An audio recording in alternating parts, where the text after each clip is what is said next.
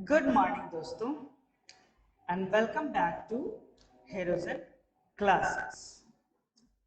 दोस्तों, आप सभी जानते हैं कि अभी तक हमने अमाइनो एसिड्स को देखा, different types of basics amino acids के बारे में क्या किया, जाना।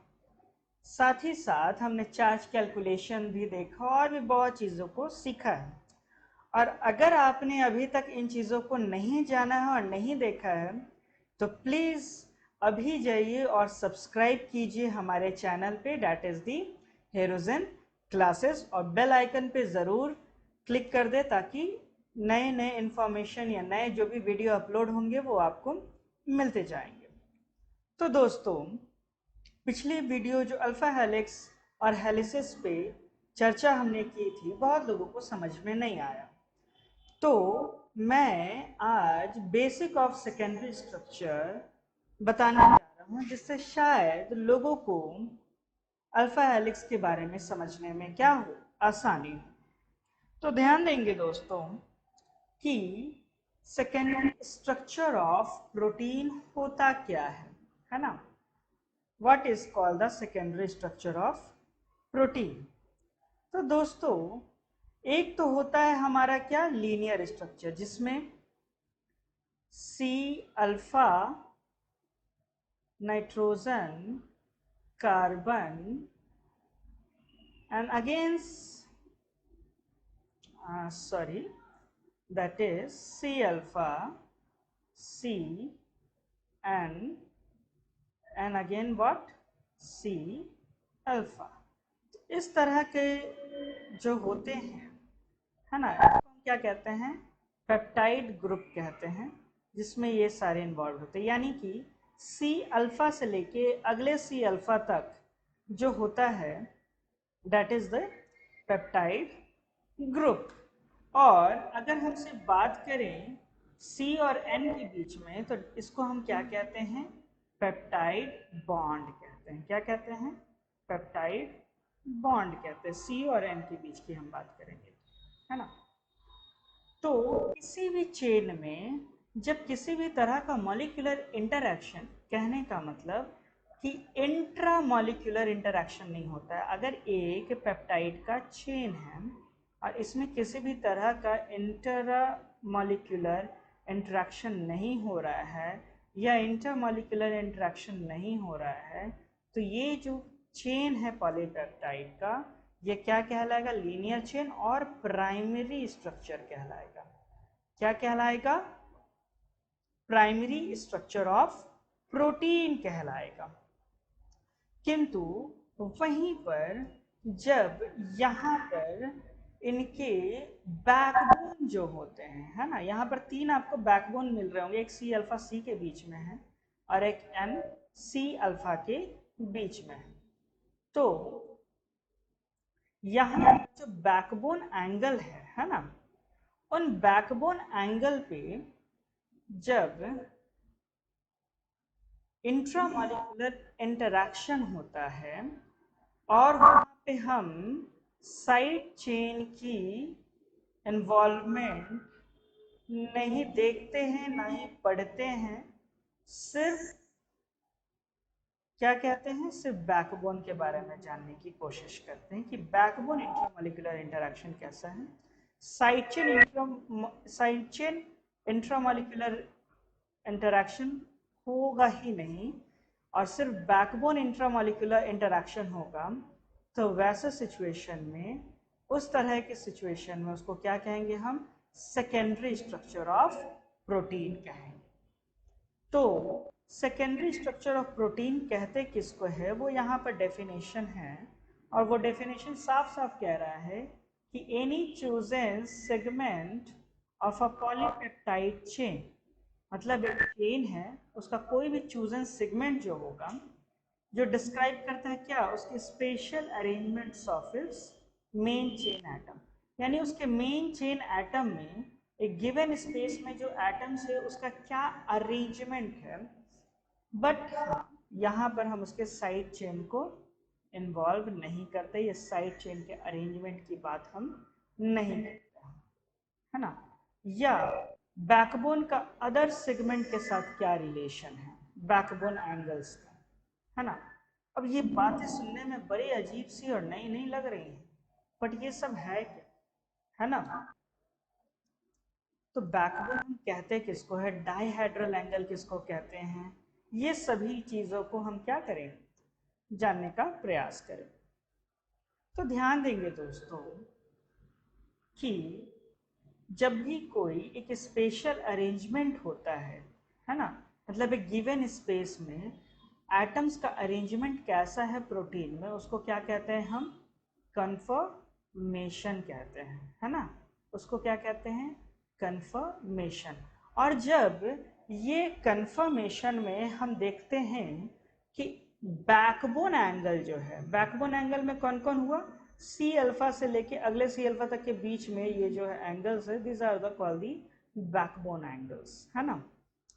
या इनके बीच का जब इंट्रामॉलिक्यूलर इंटरैक्शन दूसरे सेगमेंट के साथ हम देखते हैं, है ना, दूसरे सेगमेंट कहने का मतलब एक ही चेन के दूसरे सेगमेंट पे हम जा रहे हैं, दूसरे हिस्से पे जा रहे हैं, उनके बीच का जब रिलेशन देखते हैं या उनके रिलेशंस की स्टडी करते हैं, तो वहाँ पर वो कहलाता है क्या, सेकेंडरी स्ट्रक्चर ऑफ प्रोटीन।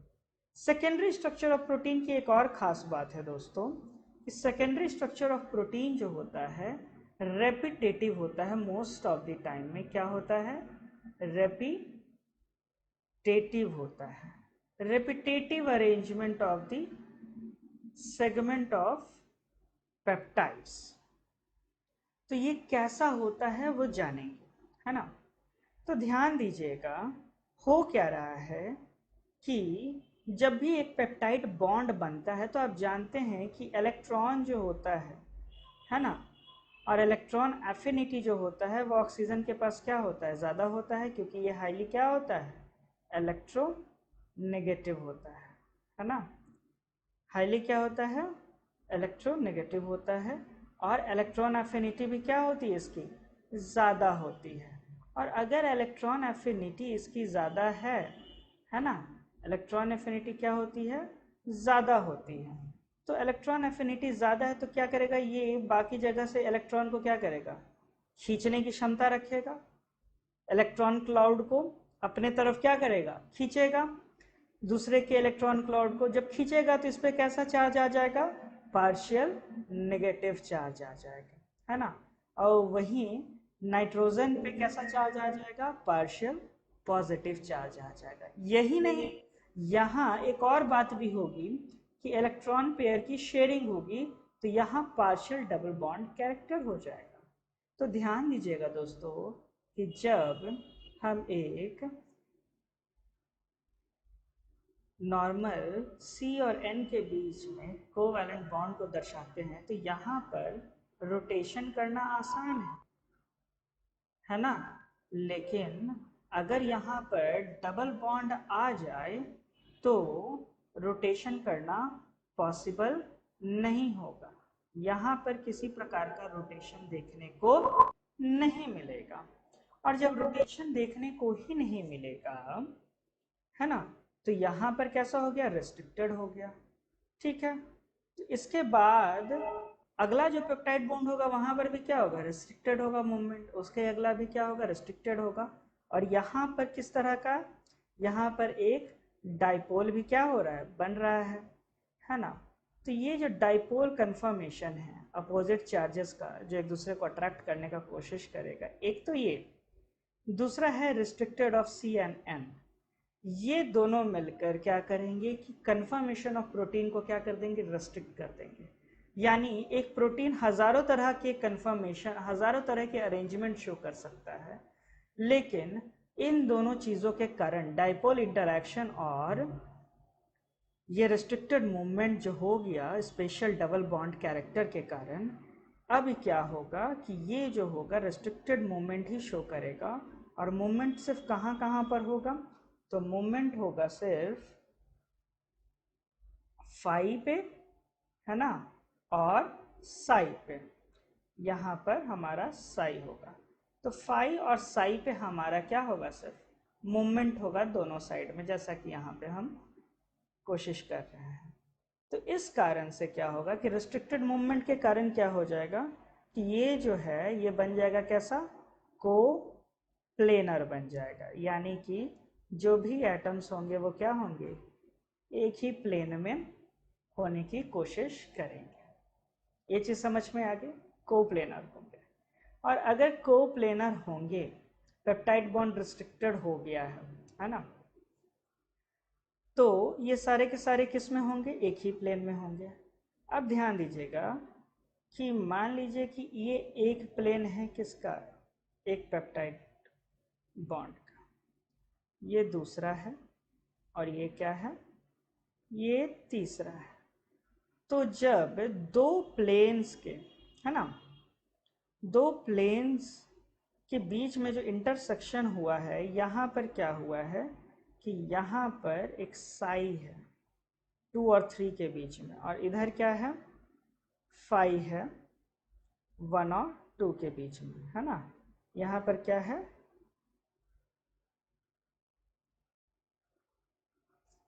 यहाँ पर फाई। तो ये फाई और साई जो है, दो प्लेन के बीच में इंटरसेक्शन होने पे जो एंगल है, this is the dihedral angle. इसी को हम क्या कहते हैं, डाइहेड्रल एंगल। अगर तीन प्लेन के इंटरसेक्शन के बीच का अगर कोई प्लेन है तो वो ट्राइहेड्रल एंगल कहलाएगा। तो दोस्तों यही वो है डाइहेड्रल एंगल, है ना। और इसी डाइहेड्रल एंगल पे हम क्या करते हैं, किसी भी चीज़ का जो स्ट्रक्चर होता है इसकी स्टडी करते हैं, खासकर किस में, सेकेंडरी स्ट्रक्चर ऑफ प्रोटीन में, है ना। तो ये चीज़ें हो गई कि ये कोप्लेनर कैसे बना, है ना, डाइहेड्रल एंगल क्या हो गया, है ना, कन्फर्मेशन किसको कहते हैं, क्यों रिस्ट्रिक्टेड मूवमेंट होता है ना। और ये जो रिस्ट्रिक्टेड मूवमेंट होता है वो कहाँ से कहाँ तक होता है, 0 से ± 180 डिग्री हो सकता है। अगर ये क्लॉकवाइज डायरेक्शन में है ना, अगर ये क्लॉकवाइज डायरेक्शन में है तो साइन नेगेटिव जाएगा, और अगर एंटी क्लॉकवाइज डायरेक्शन में है तो साइन पॉजिटिव जाएगा। किसका, एंगल का साइन पॉजिटिव जाएगा। ठीक है दोस्तों। अब जब हम बात करते हैं सिर्फ 4 एटम की, यानी C के साथ डबल बॉन्ड O, N और H की, तो इसको हम क्या कहते हैं, peptide bond atom, peptide bond atom कहते हैं। और जब हम बात करते हैं पेप्टाइड ग्रुप की, तो पेप्टाइड ग्रुप में टोटल कितने एटम्स आ जाते हैं, 6 एटम, क्योंकि एक C अल्फा से लेके दूसरे के C अल्फा तक के बीच में जो भी एटम्स इन्वॉल्व हैं, है ना, जो भी एटम्स कहने का मतलब C alpha, NHC double bond O और C अल्फा, तो ये जो होते हैं हमारे क्या कहलाते हैं, पेप्टाइड ग्रुप कहलाते हैं। अब हम बात कर रहे हैं कि ध्यान दीजिएगा कि जब एक प्लेन से दूसरे प्लेन में जाते हैं, है ना, तो वहाँ क्या हो रहा है, देखिएगा ध्यान दीजिएगा कि इधर C और O का जो बॉन्ड था वो इस डायरेक्शन में है, इधर C और O का जो बॉन्ड है वो कैसा है, सेकंड प्लेन में इस डायरेक्शन में। उसी तरह से NH का जो इधर है वो किस डायरेक्शन में है, डाउनवर्ड्स के तरफ है ना। और इधर जो है NH का जो डायरेक्शन है वो किधर है, अपवर्ड के तरफ है। तो इस तरह से ये कहलाता है ट्रांस कन्फ्यूग्रेशन, है ना। जब एक जो होता है ठीक नेक्स्ट प्लेन में क्या हो जाता है, अपोजिट हो जाता है, that is called the trans configuration. और इसी फॉर्म में मोस्ट ऑफ द एटम रहते हैं, है ना। ये ट्रांस कन्फ्यूग्रेशन हो गया। तो दोस्तों जब ये इन सभी चीज़ों के बारे में हमें पता चल गया, है ना, कि ये ट्रांस कन्फिग्रेशन में होते हैं, पेप्टाइड बॉन्ड रिस्ट्रिक्टेड होता है, ये कोप्लेनर होता है, इस पर पार्शियल पॉजिटिव और पार्शियल नेगेटिव चार्ज हो जाता है, तो एक डाइपोल इंटरैक्शन शो करता है। तो इन सभी चीज़ों के बाद कन्फर्मेशन का अंदाज़ा लगाना काफ़ी आसान हो जाता है। कन्फर्मेशन बनाना, अंदाज़ा लगाना आसान है, तो हम बात करेंगे अब सेकेंडरी स्ट्रक्चर। तो सेकेंडरी स्ट्रक्चर के बारे में हमने जाना कि जहां पर बैकबोन में 3 देखने को मिलते हैं, है ना, जहां पे बैकबोन में 3 बॉन्ड देखने को मिलते हैं, जहां पे एक जो होता है वो 5 होता है और एक जो होता है साई होता है, और एक जो एंगल है वो क्या होता है, ओमेगा होता है। तो ओमेगा किसी भी स्ट्रक्चर में उनका ज़्यादा वर्क नहीं है, क्योंकि यहाँ पर क्या होता है, सी और एन के बीच में पार्शियल डबल बॉन्ड कैरेक्टर होता है। तो पार्शियल डबल बॉन्ड कैरेक्टर अगर है तो वहां पर रोटेशन करना तो मुश्किल है। तो जो रोटेशन होगा वो कहाँ पर होगा, फाई और साई पे होगा, और यही दो क्या करेंगे, इंटरैक्शन करेंगे सेकेंडरी स्ट्रक्चर में। और जो ये रोटेशन करेंगे वो 0 से लेके प्लस माइनस 180 डिग्री होगा। अगर क्लॉकवाइज है, क्लॉकवाइज अगर रोटेट करेंगे तो ये नेगेटिव वैल्यू शो करेगा एंगल का, और अगर एंटी क्लॉकवाइज है,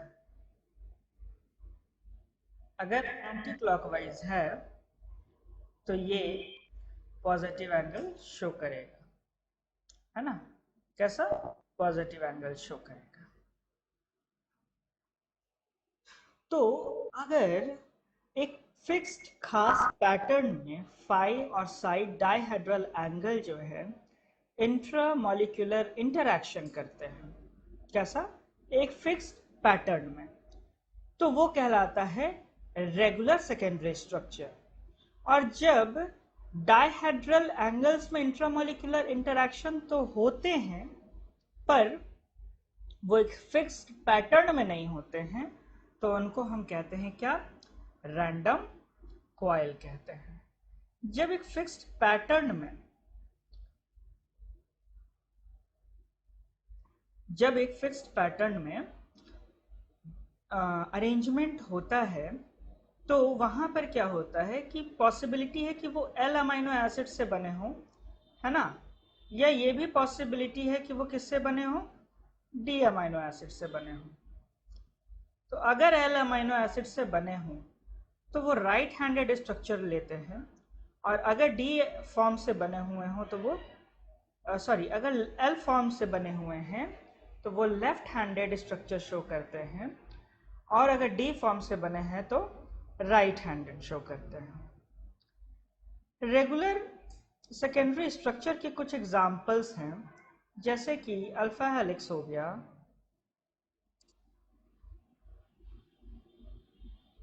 बीटा शीट हो गया,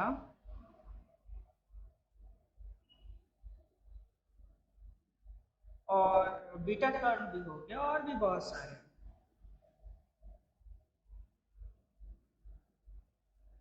है ना। तो ये सारी चीजें हैं। यहाँ पर अगर हेलिक्स की हम बात करते हैं तो अगर ये क्लॉकवाइज डायरेक्शन में, अगर हेलिक्स क्लॉकवाइज डायरेक्शन में है तो राइट हैंडेड हेलिक्स होगा, और अगर एंटी क्लॉकवाइज डायरेक्शन में है तो लेफ्ट हैंडेड हेलिक्स होगा। एक समय की बात है जब कुछ दो वैज्ञानिकों ने मिलकर ये जानने का प्रयास किया था कि एक्चुअल में जो प्रोक्यूपाइन के कांटे होते हैं और जो बाल होते हैं इंसानों के या मैमल्स के, उनका स्ट्रक्चर कैसा है। जब उन्होंने स्ट्रक्चर को देखा तो पाया कि वो तो कैसे थे, हेलिकल स्ट्रक्चर थे, और उनमें एक खास फिक्स्ड पैटर्न देखने को मिल रहा था, जिसके कारण उन्होंने उसका नाम अल्फा हेलिक्स रख दिया। तो अब ये हेलिक्स होता क्या है जानेंगे। हाँ, तो अल्फा हेलिक्स अगर वो हेलिकल स्ट्रक्चर में था तभी उसका नाम हेलिक्स पड़ा होगा। तो यानी कि वो होगा कैसा, हेलिकल इन स्ट्रक्चर।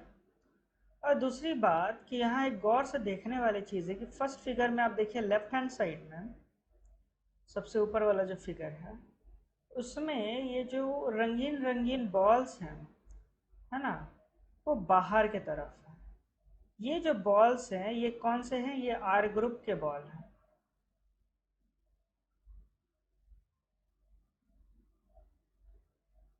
ये साइड चेन्स हैं। तो ये जो बॉल्स हैं आर ग्रुप के जो साइड चेन्स है वो हमेशा किधर रहेंगे, बाहर की तरफ रहेंगे। और जो इंट्रामॉलिक्यूलर इंटरैक्शन है वो हमेशा एक फिक्स्ड पैटर्न में होगा हेलिसेस में, है ना। जैसे कि एग्जाम्पल के तौर पे थर्ड फिगर में आप देखेंगे कि एक टर्न की बात हो रही है। जब एक 360 डिग्री हो जाता है, वो जब टर्न कंप्लीट हो जाता है तो उसको हम कहते हैं एक पिच। अब ये पिच जो होता है ये 3.6 रेसिड्यू का होता है। और अगला पिच जो होगा उसमें भी कितने अमीनो एसिड रहेंगे, 3.6 रेसिड्यू ही रहेंगे, है ना।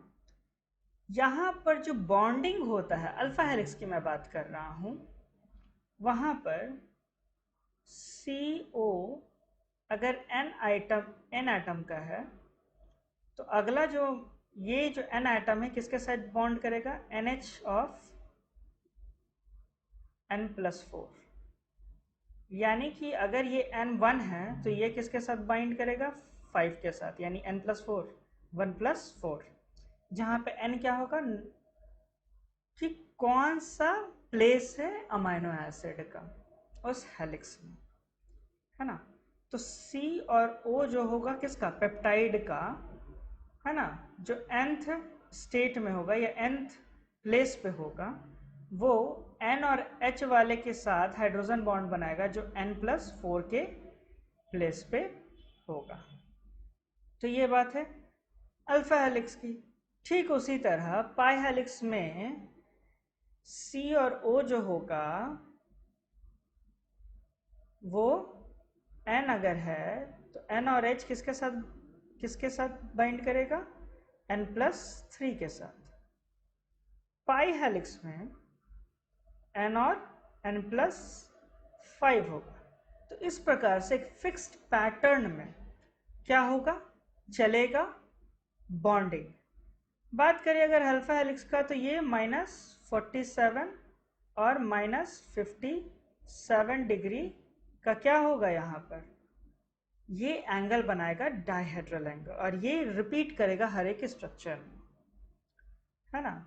उसी प्रकार से रेसिड्यू कितना टर्न पे होगा, हर एक रेसिड्यू का कितना डिस्टेंस होगा, ये हर एक चीज़ जो है क्या होगी, एक फिक्स्ड पैटर्न में होगी। अब ये 3/10 हेलिक्स क्या है, पाई हेलिक्स क्या है, अल्फा हेलिक्स, इनमें डिफरेंस क्या है, ये सब जानेंगे हम नेक्स्ट क्लासेस में। तब तक बने रहिए हमारे साथ हिरोजन क्लासेस में। Thank you for watching us and please like, share and subscribe as much as can. Thank you.